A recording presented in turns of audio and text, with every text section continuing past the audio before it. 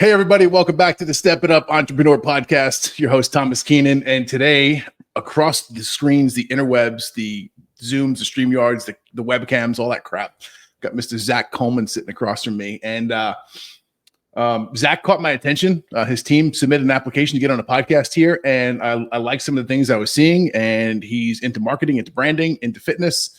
And he does those things in the gym space or the fitness space. And I'm not going to butcher what he does. I want him to come here and tell us about that. But man, welcome to the show. I'm just grateful to have you here and want to have a really cool, awesome conversation. Yeah, definitely. Thanks for having me on, my friend. It's always great to have conversations with like-minded people in the industry. So yeah. I appreciate it. So what was the initial draw to the gym industry as you? Were you just someone who said, hey, one day I want to work out and get fit? Or you were that gym owner who struggled and said, I got to find a solution here?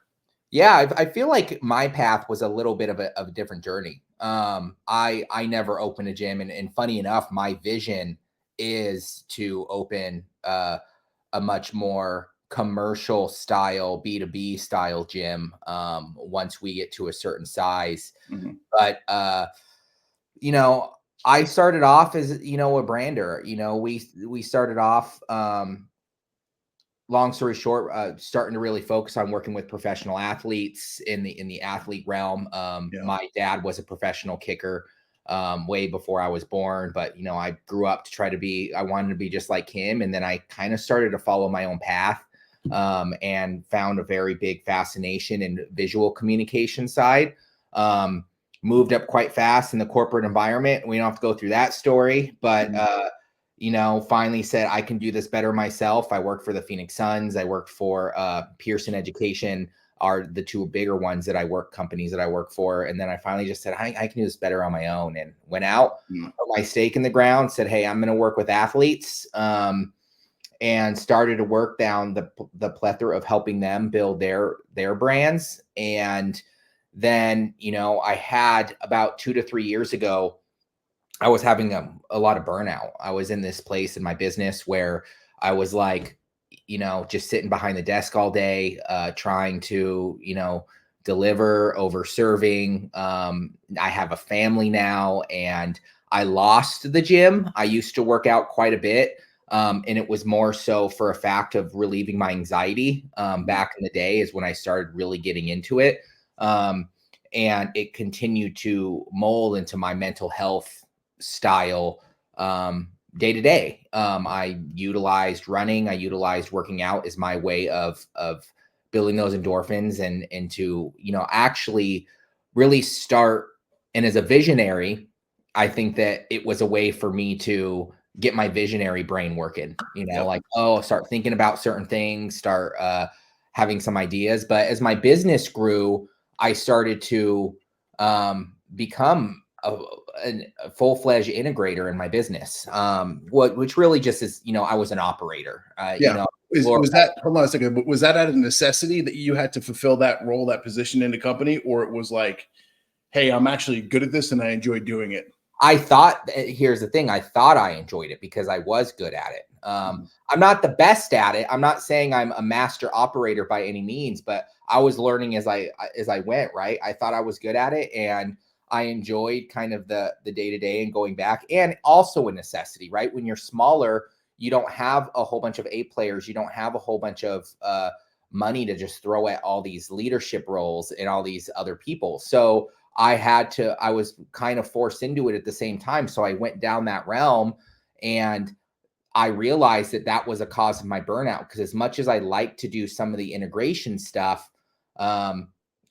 I'm a creative at heart. I'm a visionary. I love coming up with ideas and directing directions of builds and stuff like that. And so that's where I realized my burnout was. And to kind of get back to a place, I had to take a step back, and I had to be like, all right, on a personal journey, what are the things that I've slowly cut out, trying to follow what everyone else says, which is, working 12, 16-hour days. Yep. And I actually had to bring back the gym. I had to bring back my running. I had to bring back my personal time.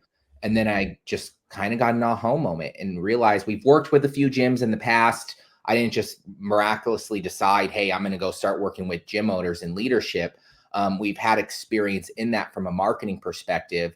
And I just got to a point where I realized during one of my gym sessions that I was like, this is my audience. Like, these are the people that I hang out with. These are the people that I enjoy being around and I connect with on a much deeper level. I love working with professional athletes, but there's a different kind of morale when it comes to their knowledge of business. And so being able to work with an industry that has similar aspirations and similar woes going on in their head, but still had enough acumen of business and growing a brand to be able to talk to and connect with and help. And so I said, this is my jam. This is my audience. And that's where the connection came back in for me. That was at a point where I was like, how do I relieve this burnout? I have to learn how to contribute to an audience that I want to contribute to, you know? And so that's where the gym journey really started. Yeah. If that makes sense. Yeah, it makes a lot of sense. It's like, you had it for a while, you did it. It kind of kept you, we'll call grounded.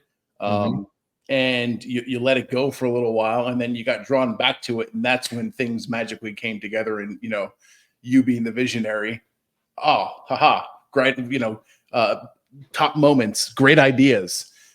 Jim Quick has talked about this a whole bunch, that there's 2 times when our brain enters a theta state, and theta state is when we're like the most open and have all the big ideas that pop into our heads.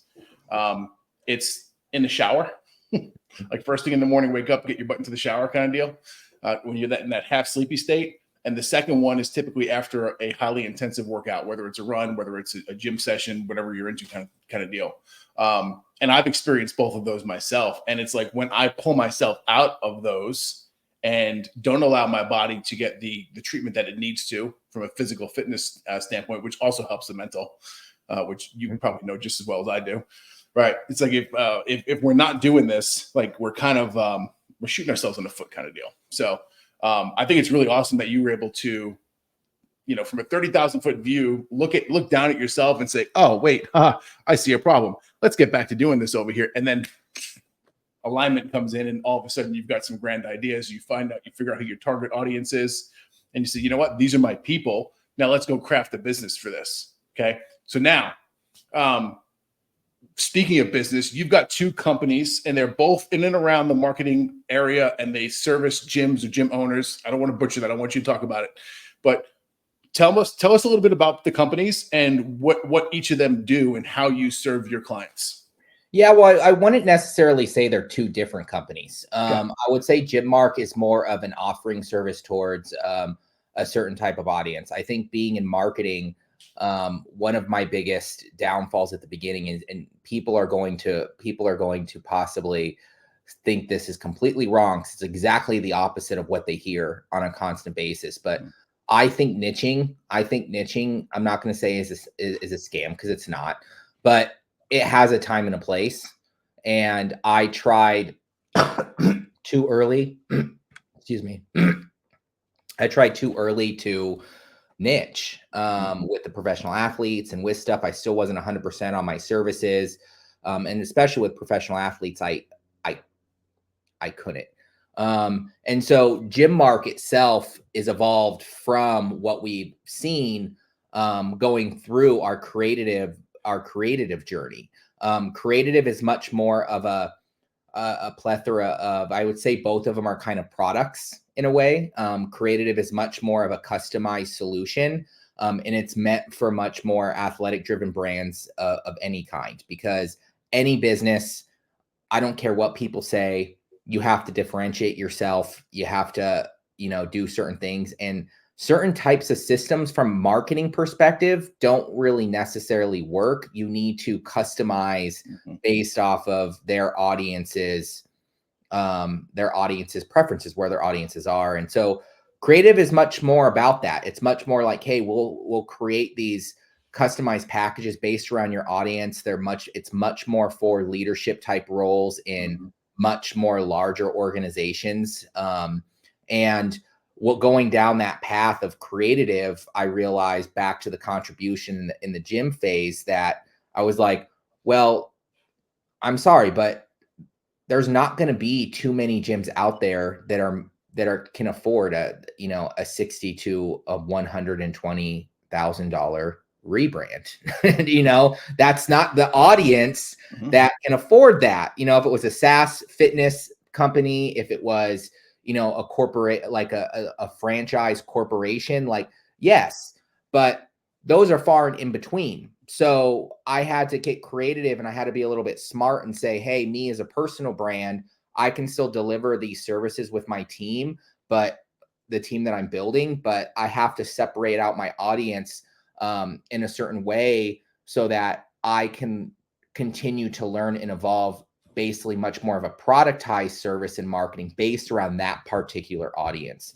And so Gymmark is much more of a focused gym growth style company that is consulting. It's like a hybrid consulting / implementation type firm.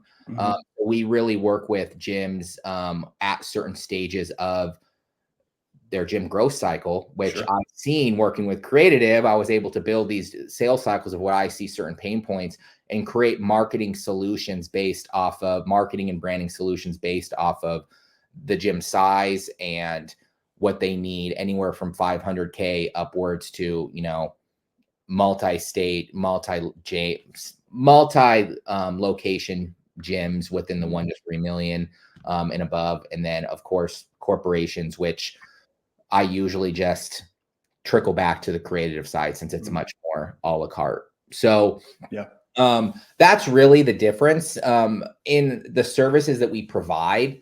I wouldn't say there's much of a difference in quality and or team, but it really does help separating them out just so I know who I'm talking to and how I can 100% help them. And so the gym side is a little bit more, I'm able to build volume. I'm a little able to build a lot more volume because I know the audience.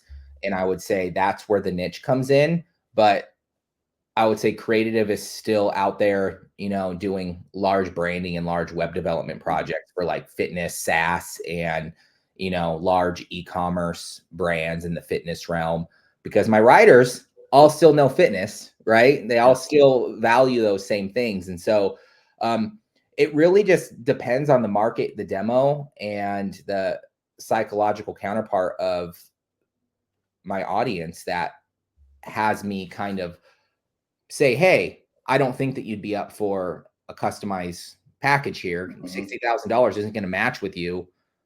Why don't we do this instead? Why don't we head you over to Gymmark? We have these offers. This fits for where you're at and the stage you're at. And so that's really the difference between the two.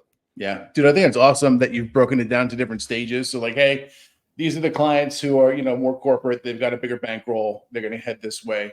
However, we don't want to let all this other business just trickle out the door and do nothing with it. And there's still there's a service or a product that we can present these people and truly help their businesses. But one of the cool things that I like that you've done is you've broken it into, hey, if you're a gym of this size, this many employees, let's call it one location or that's it, just a single location. This gross sales per year, maybe this amount of people on your team, you're going to come in here and work with us on a level 1. If you are in this size, you're coming in working up with us at level 3, and obviously you have different packages for those. I think that's someone who really knows the marketplace and knows the industry well, who's able to take it and break it down into those chunks, because now, it's like, hey, this is from a sales perspective, from a sales process, it's pretty cut and dry. It's like, all right, well, tell me a little bit about your gym. Right. And they're giving you the data points, and it's like, okay, this is what I got for you.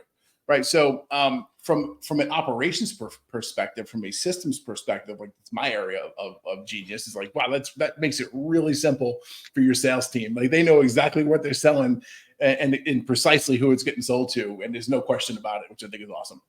Yeah.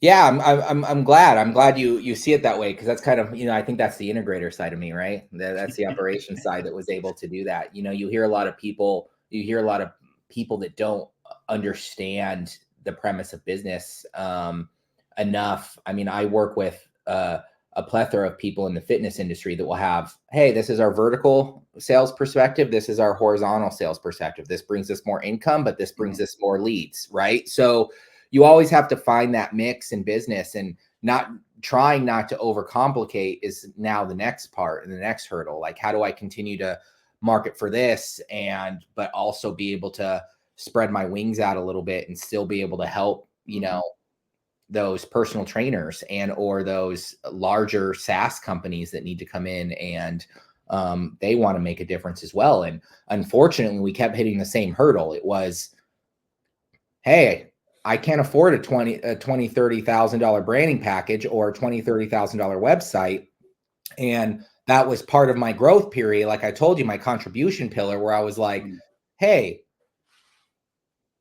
I have to understand that selling value isn't necessarily always, hey, we raise our prices and just say double the price of what we're selling. Yeah, that's important. But sometimes it's the underlining cost as well that we're trying to sell.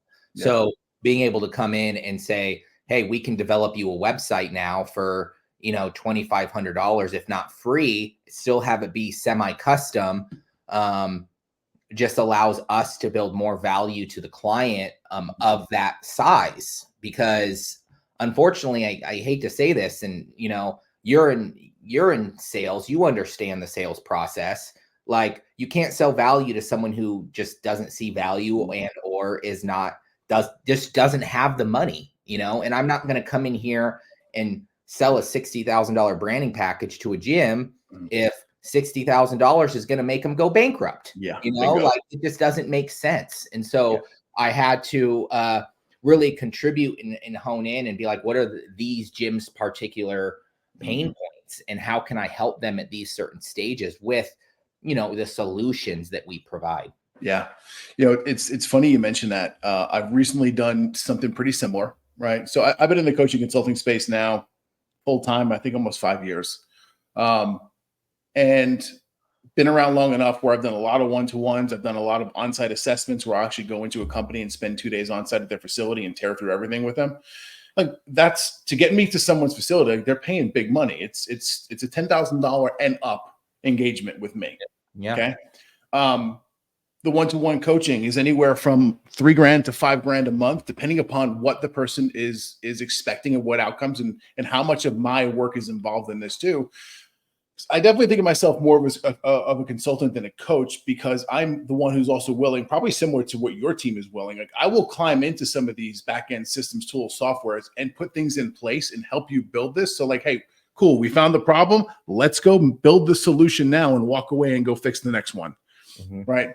But to your point, it's like, wow, not everyone can afford that kind of a nut every month to bring someone on who can truly help them grow and scale the business. And I'm looking at everything and I'm like, man, I'm seeing this sea of leads and people just swim right underneath my offers. Right? Like, this is nuts. Because here's what I've also discovered too, is like, I like helping the established businesses that have things going on already. Me too. But I actually get more fulfillment helping the little guys come up from the ground. Yeah. So like, all right, well, now we've put a program together specifically for that. So it's like, okay, you can't afford $3,000 to $5,000 a month to come work with us. No problem. I got you something over here. Is it, like you said, is it as custom as one of your full-blown custom websites, probably 25 or 30 grand versus 2,500? No. But you're still going to get access to the tools, the resources, the people, the team, the systems, the templates.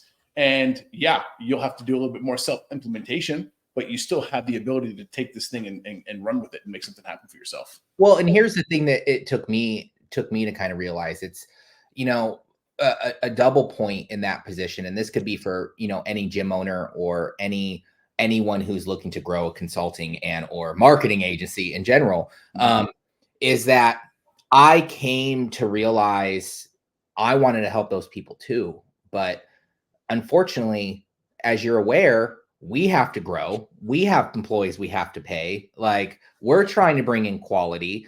And it's one of those situations where it's like, okay, you have to it was hard for me to be like, how can I help these? They can't even afford $10,000 to do this. But here's the critical part in it.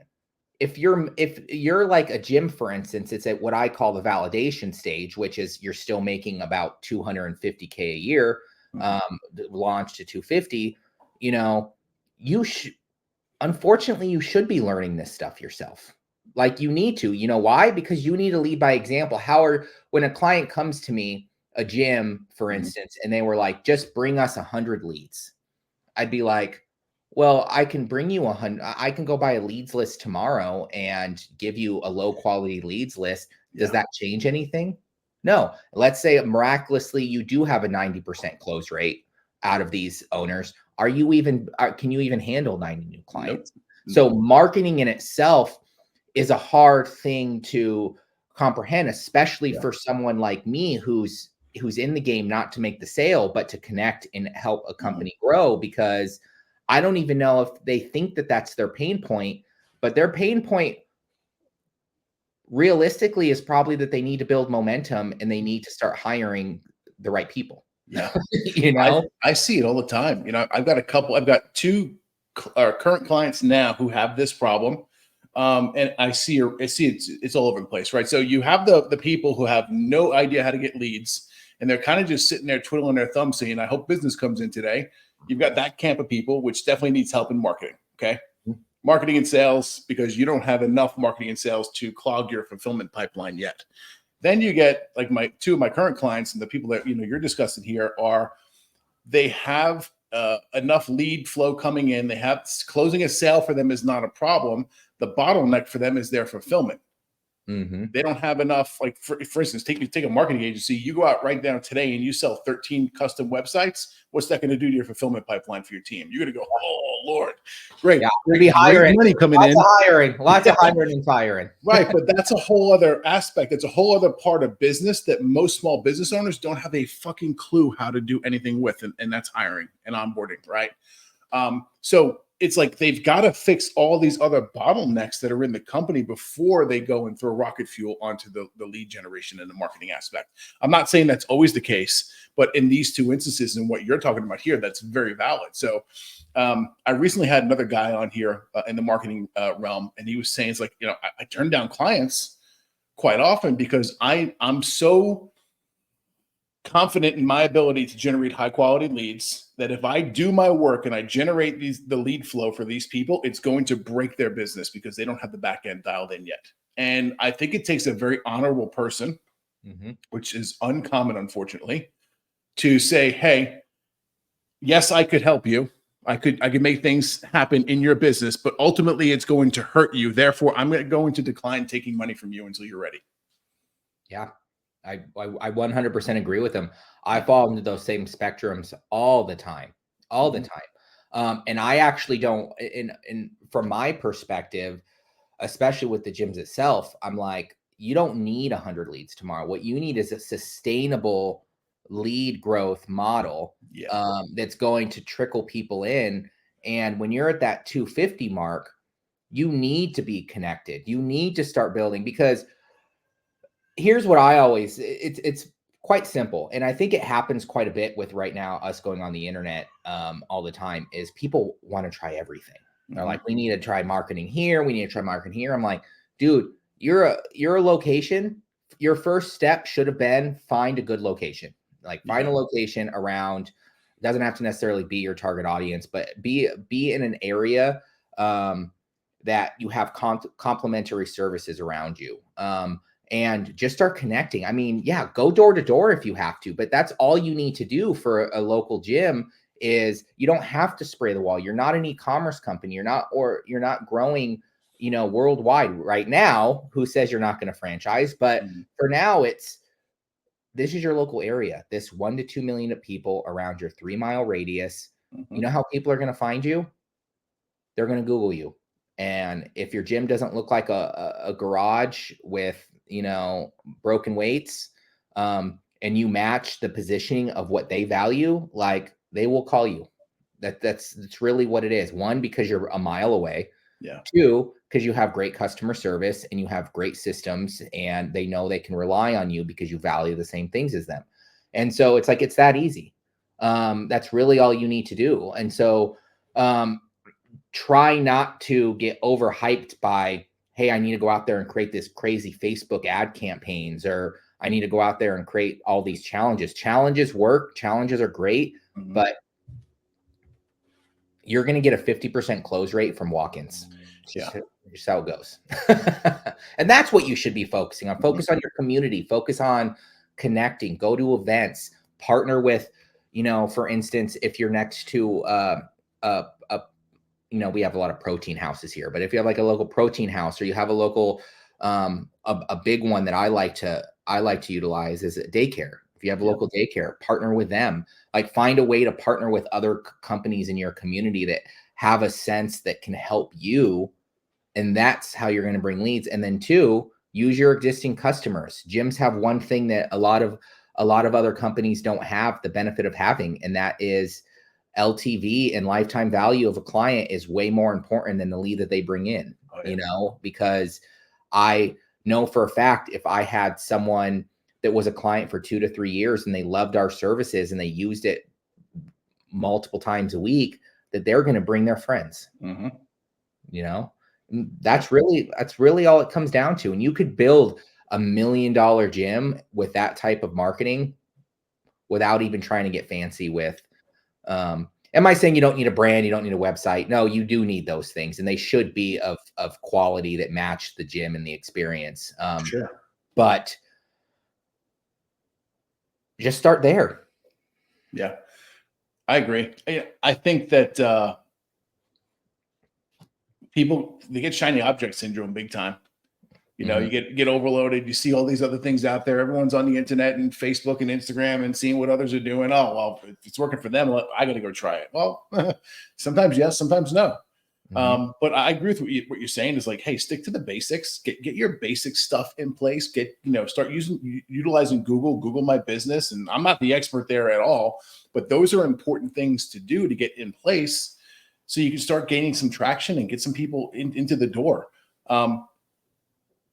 So like, here's a question I got for you. Okay.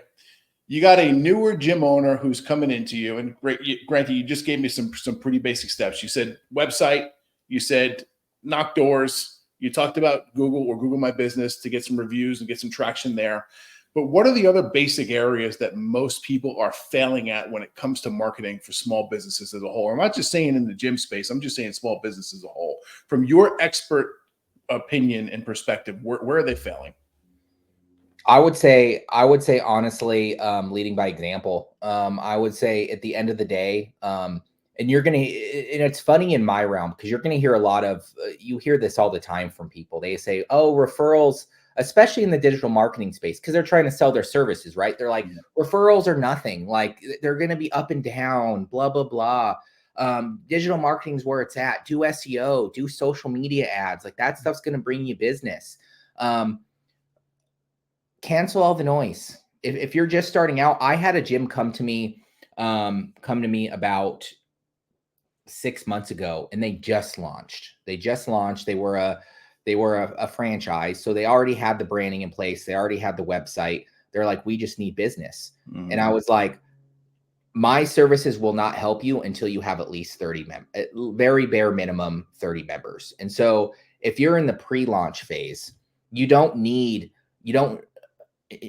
probably going to hear a lot of people in my industry cringe when I say this, but you don't need a fancy logo. You don't need a fancy website.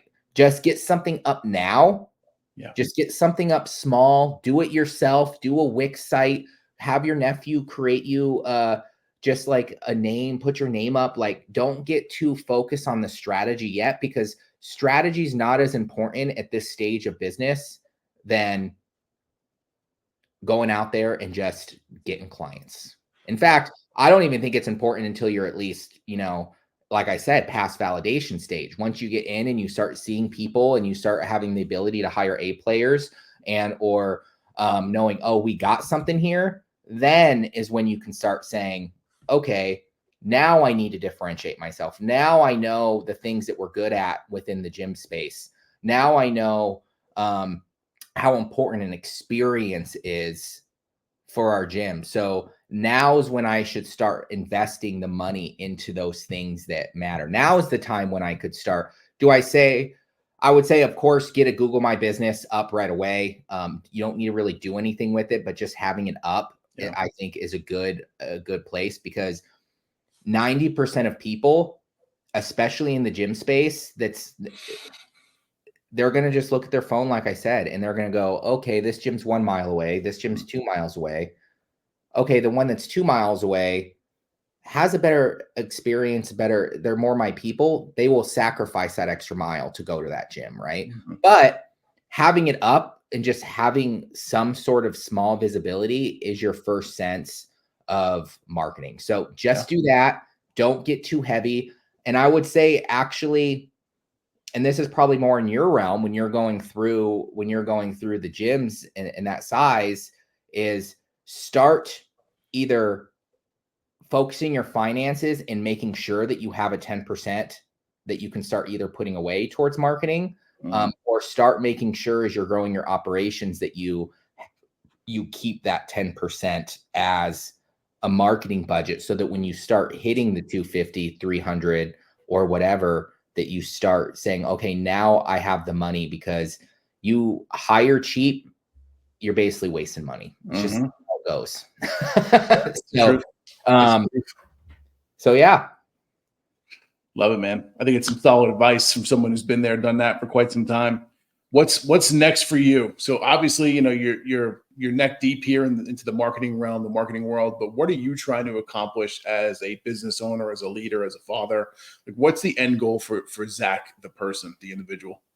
Yeah. Well, as I was going through my rebrand and my valley of death and starting to try to push myself to the next level, I actually went back and I had to rebalance, like I said earlier, rebalance my life. I had to say, hey, I think it's particularly beneficial for gym owners in particular.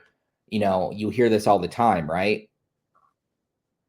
You're probably a personal trainer. You love working out. You're dedicating your time. Your time is equaling money. You need to shift that mindset to money equals time. I'm actually going to flip that on its head and say, you need to go back a little bit, possibly decide to say, hey, I need to bring my workouts back in. Maybe I'm not training people, but maybe I need to start bringing personal time back into the things that I love and enjoy, so I don't start making risky mistakes due to my thought process and how I need to grow this business out of desperation. So I personally am very big on that. I want to make sure that my business grows around me as a leader, and not necessarily a manager. And so that's my vision for this company, is I want to be able to help gyms find their community. And I'm just going to keep pushing. I'm going to keep pushing that as long as possible, and make sure that value stays consistent across the board as we continue to help these gym owners build those communities. Yeah. Love it, dude. Love it. Dude, it's been awesome. I appreciate you coming in here today, chopping it up and talking business, talking gym stuff, talking physical fitness, and getting to that theta state, which unlocks the ability to have the visions and the thoughts and the ideas that really, fuel us and drive us to the next biggest and greatest thing. Yeah. So yeah, really enjoyed the conversation with you, man. What's the best place we can find you on the internet? Yeah, definitely. Well, anyone can find us on our YouTube channel right now, and or LinkedIn. If you just want to have a conversation with me, you just do @Zach Colman, Zach-Colman, and you can have a conversation with me. Go to our YouTube channel, where we're talking to a lot of leadership in the gym space, maybe help give you some ideas. You can also just head straight over to GymMark. Head over to GymMark, see what we're doing. See the kind of stuff that we're doing over there. And if you want to have a conversation with us, just reach out to us. And, I am continuing to go out and speak at large gym conferences and fitness conferences. So if anyone's interested in finding a place that I'm going to be at here in the next year or two, again, reach out on LinkedIn and I'll give you my schedule. Maybe we can meet up. Love it, dude. Final question for you, and I'll let you go for today. What's the most brutal workout you've put yourself through? I would not necessarily say a workout. I would say I did keto, clean keto, for about 1.5 years. I was the fittest I was in my life, but I will say it was very brutal because I had to go off of my creatinine levels to lift. And so I was to lift heavy. I was, I had to get out of the mindset of, doing 6 to 8 rep heavy type lifting. I was doing like 1 to 2 rep stuff. And so it was very brutal on the mindset because I went from, oh, I could lift this much to, oh, wait, now I have to focus on endurance and kind of this much. And so it was brutal on the mind in that perspective. And just food intake. As much as I love eating clean, I wasn't able to have my cheat days. And I love my cheat days. That's one of the main reasons I work out, is because I like to eat. So love it, man. Appreciate it. You have a great day, Zach. Thank you. You too. Thank you for tuning in to the Step It Up Entrepreneur Podcast. Make sure you head over to stepitupentrepreneur.com and make sure you subscribe so you never miss an episode of the Step It Up Entrepreneur Podcast.